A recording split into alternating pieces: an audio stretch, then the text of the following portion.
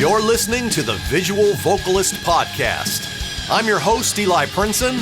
Join me and let's explore all things vocal, including technique, mindset, training, and performance in an effort to unleash your full vocal potential. All right, welcome back once again to the Visual Vocalist Podcast. I'm your host, Eli Princeton. Thanks for joining. All right, in today's episode, we're going to talk about getting your voice back. All right? Now, that could mean a few different things. I think it's pretty important that we talk about them. Getting your voice back, that could be after, a really long band practice or a show or recording session where you've either blown your voice out from poor monitoring or even poor technique, or hurt your voice over speaking at a concert in loud environments, something, right? It could be getting your voice back after a serious injury to the voice, all right? Seeking advice on how can I get my voice back? Is it even possible? Or maybe you haven't sang in years, maybe even decades, and you are wondering, can I get my voice back? All right? So let's talk about this. The first thing we need to do is see what's the problem or what's the issue. So it could be one of the few things we just talked about. All right. Then how bad is the damage, if there is damage? So do you need to go and see an ENT, a specialist, to take a look at your vocal cords and see how bad the damage is? Well, I can give you a couple of ways you can test it yourself, and then you can maybe make that determination. Okay. So if you haven't sang in years, let's talk about that first. So you haven't sang in years, say at the time that you're listening to this podcast, maybe it's been 20, 30, 40 years. You used to sing in the 80s or the 90s or the 2000s. And you had a good run at it, and then life kind of came along. You had a family, got into other things. And then later in life, you decided, you know what? I really want to see if I still got it. If I can take a crack at this again and have some fun. I really enjoyed it. And then you go and you practice and you start singing again after a long, long time. And you realize the voice is just not as you remember it. Things are just not as easy as they used to be, right? The range just isn't as, as broad as it used to be, and so on and so forth. Okay, so the first thing you want to do is ask yourself, okay, are you a trained singer? Did you take lessons? All right, what was your training regimen? Were you a natural? Did you practice? What did you do to get the voice that you had before? If you are a trained singer, if you took lessons or if you used a vocal course of some kind, I would suggest digging that back up, or or your old teacher. All right, find them. And if you were a natural back in the day, maybe it's time you did seek out the help and guidance of a vocal coach, just to get you back where you used to be and possibly way better. All right, so let me go ahead and show you those couple of things that most ENTs will do when you first go to them, things that they'll make you do. And you can do these at home without going to an ENT, but the reason I would suggest doing this beforehand is because it's an easy way for you to kind of gauge your present vocal health, all right? No matter what the issue is. Okay, so this could be after a bad performance or whatever. So the first thing that they mostly will have you do is make a very unsupported, like very little effort, high E vowel, like this, in falsetto.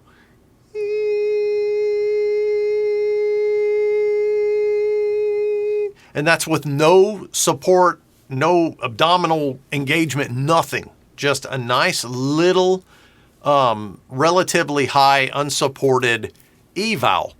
like this again. And what will happen if you've got some sort of interruption in the function of the vocal folds, you'll probably get something like this. Okay? Which would mean that there is some sort of inflammation or possibly a polyp, and hopefully not, but possibly even a vocal nodule, something getting in the way of a good functioning seal in your vocal folds. Okay? The second test they do a lot of times is with the same kind of approach, no type of support at all, in the falsetto, singing happy birthday, like this. Happy birthday to you, happy birthday to you. Just like that. And then again, if you had some sort of inflammation or a vocal injury, you might get a sound like this. Happy birthday to you, happy birthday to you. Again, there could be some sort of inflammation, hopefully nothing too serious. But those are usually the first two tests that they do with you. And then after that, you end up getting scoped, which is a little more pleasant nowadays than it used to be. But they'll put a little camera down your nose and down your throat, and they'll take a look right at your vocal cords, your vocal folds, as you do some of these things.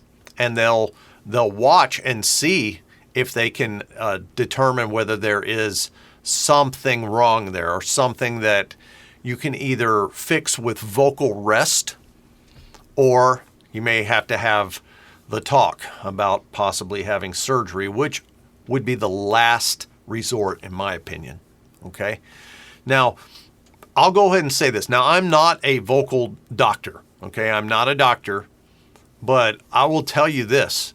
In my experience as a coach and working with a multitude of singers, I've heard a lot of horror stories.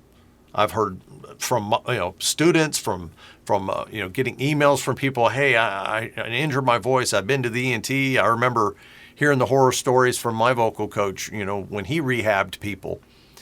And most of the time, the first step was just complete vocal rest. All right. So a period of like between 3 weeks and to 6 weeks, or even a few months of absolutely no sound at all, which is super hard of a commitment to make, depending on how badly you want to get your voice back. Right.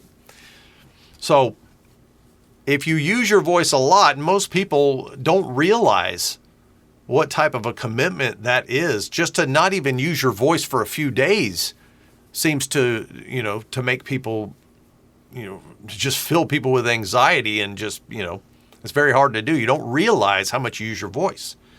But unless an injury has gotten so bad that the interruption on the vocal fold, the nodule, if it's calcified, you probably will need some sort of procedure to get that off there. But if it's not gotten to that point, most injuries can at least heal with complete vocal rest. Okay? And a specialist, an ENT, will be able to give you some guidelines on how to proceed with that. All right. So I had to get the scary stuff out of the way first. Okay. But so actually it's actually good news that you can heal most things just by resting your voice. And that doesn't mean just not singing. That means not talking either. Okay. I'm talking about complete vocal rest, where you don't even speak and you don't sing, you don't use your voice at all. All right. And when you don't do that, there is no movement going on in the larynx. All right. There's no movement going along. When you use your voice, when you speak and when you sing, the vocal folds vibrate and move rapidly, like hundreds and thousands of times per second, depending on the notes. All right, so it's difficult to get any kind of healing when you're consistently using your voice and creating that function and that movement. So when you completely rest and you don't speak and you don't sing, they heal much faster. Okay, it's just a hard thing to do, but it's doable. Okay, now after, let's say you had to do this after a vocal injury, so the time or the duration of how long you would have to go without using your voice would be on the level of the injury. So if you just hurt your voice, you strain your voice at a show, or if you strain your voice at a band practice, or if you lost your voice, screaming and having fun and over speaking at a concert or something, you can rest your voice for, a couple days, and more than likely it will be back. No problem. Okay. But if you consistently are injuring your voice, or straining and blowing your voice out on a regular basis, all right, you need to look at not doing that. All right. You need to learn how to use your voice correctly on and off stage. Okay. Get with a vocal coach like myself that can teach you good speaking and good singing habits and good stage and off stage habits, vocal health and technique. All right. All right. Now, also, for those of you that haven't really injured yourself in a bad way, but you just kind of lost your voice and you want to get it back, it's pretty easy, to be honest with you. Again, vocal rest will help you to heal rapidly. While you're doing that, okay, no matter what level of of injury that you could have, make sure that you're overhydrating, okay, that you're just drinking a lot of water. You're keeping your throat hydrated. You're drinking enough water to where it's cycling through your body and getting to your vocal folds, okay? I would suggest drinking room temperature water, nothing too cold, nothing too hot. Room temperature water and every day until you're peeing clear, okay, until your urine is clear, so that you know that you're hydrated throughout the entire period of vocal rest, okay? Get as much sleep as you possibly can, all right? That's when we regenerate. That's when we heal. That's why we feel like garbage when we don't sleep. Your voice heals when you're not using it and when you sleep, okay? So sleeping is just as important as good technique and just as important as hydration for a singer, all right? So stay hydrated, get as much sleep as you possibly can, okay? And then after that rest period, as you start training your voice, either for the first time with a coach or when you're getting back to things, I would take the approach of someone who is rehabbing their voice, all right? So you don't just jump right back in there and just start killing your voice again. You slowly ease into it, all right? Think about this kind of like if you were someone that went to the gym regularly and then you just stopped for 3, 4, 5 months or a year and then you went back into the gym. If you jumped right back on those weights and did them the way you used to do when you were at your peak, the next day you're not even going to be able to move. You're going to be so sore, right? So think about that when you come off of a rest period and you go back to singing. That if you jump right back in there after vocal rest, you're going to hurt yourself. Okay, so ease back into it, approach it in a way that is more geared towards rehab. So a lot of SOVT exercises, semi-occluded vocal tract exercises like lip rolls, okay, like puffy cheek exercises, things like this.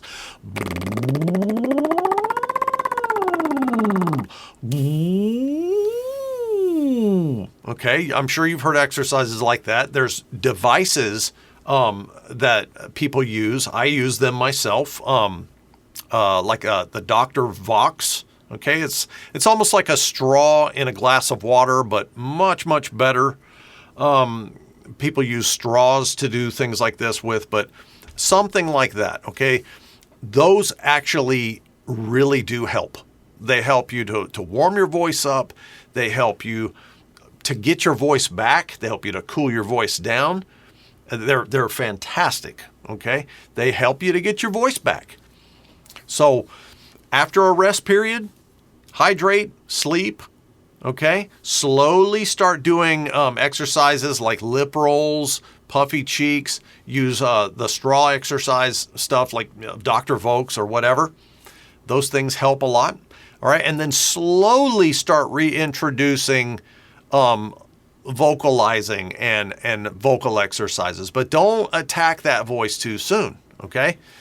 Now, as you do reintroduce the vocal exercises and technique, I would suggest that you work on placement first, okay? If you don't breathe, you'll die. So breathing and diaphragmatic support and airflow, all of that, yes, that's super important, but I would put placement and resonance above them when rehabbing the voice, okay?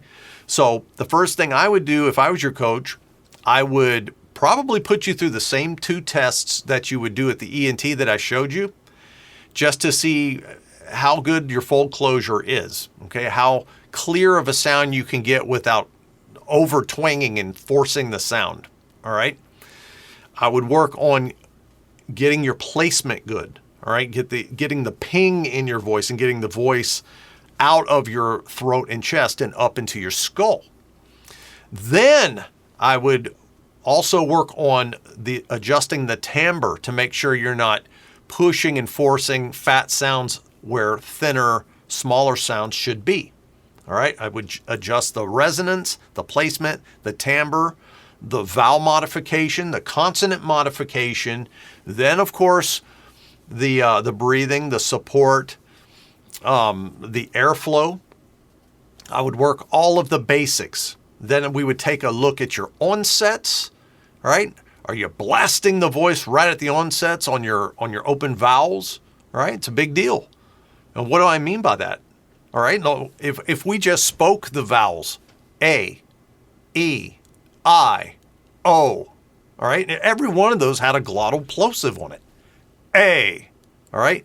Now, when you're singing, especially if you have no knowledge and no technique, chances are you're going to be, a lot of us would be pushing very hard if we were singing higher, A, and possibly just slamming the vocal folds with tons of pressure right on the onset of every open vowel. Okay, that's like if you did that with your hands, it hurts, okay? Now imagine doing that every time you do an A, E, I, O, U. And it just, over time, they start to swell.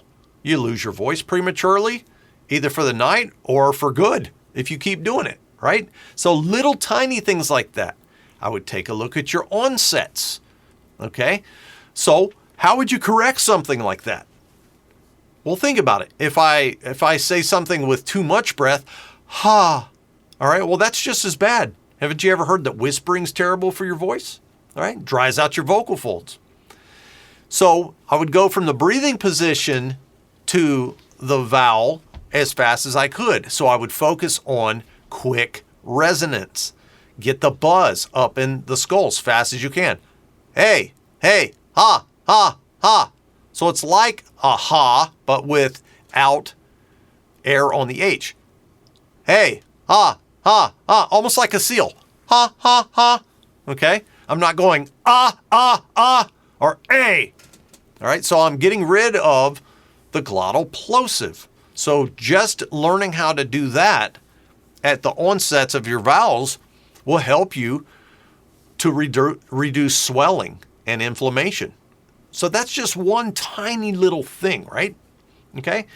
So I would take a look at those onsets. I would take a look at, getting that buzz in your voice, making sure that you know how to speak with that. We would take a look at your dynamics. Are you shouting? Are you over singing? Are you singing from your throat? Are you stressing the voice? All right? So we would work on your dynamics. All right? Are you singing with tons of pressure on the consonants, wasting the breath, losing your technique, and then going into fight or flight mode and shouting and coming off a technique and just trashing your voice after one song, two songs, or if you're lucky enough to get through a set? We would take a look and figure that out. Okay? So, SOVT devices like a Dr. Vox, all right, those are wonderful. Nebulizers like a Vocal Mist or something like a Vocal Mist that would send that, saline solution moisture down directly to your vocal folds. That's something that's very, very helpful for rest periods as well as before singing as part of a warm-up. It's very good. Wearing earplugs in loud environments is very helpful so that you don't overspeak, okay? Most of the time when we lose our voices at concerts, like the next day, it's like, oh, I can't hardly speak. Well, that's usually because of the loud environment and then trying to talk to your friends in that huge stack of sound, okay? So if you had an earplug in your ear and you were speaking with good placement with like a good ping, hey, what's going on, Fred? And you had an earplug in your ear, all right, so you're going off the vibration in the skull and being able to hear from the inside, that will keep you from losing your voice at a concert or in loud environments, okay? So if you're learning to speak with good resonance and you learn those good speaking habits that you might need in your profession, in your job, or in daily life, these are ways that are going to keep you from hurting yourself, okay? If you're monitoring how you speak, not only on stage, but backstage or in between sets when you're hanging out with the crowd or after the show, what you do off stage is just as important as what you do on stage and how you train your voice. You could sing with perfect technique on stage and then go and mingle with the crowd and overspeak and shout because you can't hear yourself. All right? So you got to think ahead about stuff like this. So prevention is the best medicine, right? An earplug in your ear. Speaking with good resonance, making sure you're not over speaking when you're talking to people before or during the show and after, right? Okay. Staying hydrated, making sure you're not drinking nothing too cold after singing and just shocking your throat.